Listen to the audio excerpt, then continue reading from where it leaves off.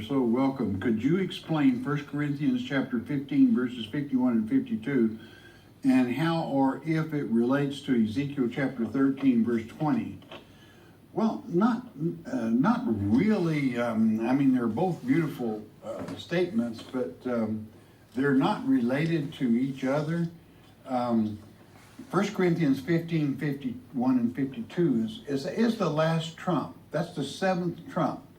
What happens at the seventh trump? Christ returns to this earth and establishes his kingdom. And we are all changed into spiritual bodies. But what it says in verse 52 and 53 is that some of us not only have our flesh bodies changed to spiritual bodies, but we have our mortal souls, that means liable to die souls, changed to immortal souls, meaning we take part in the first resurrection and overcome all the way.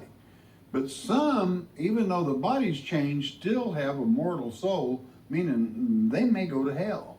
Okay, they've got the millennium to decide, and it's up to them. And in Ezekiel chapter 13, verse 20, it has to do with God is against those that teach his children to fly to save their souls, rather than what the important part.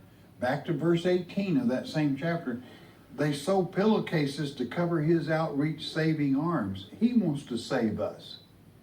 He doesn't want you to figure out some escape artist way to save your own soul. That's the same thing that happened to the people that created the Tower of Babel. They wanted to raise above the flood so it couldn't destroy them, find their own way to salvation.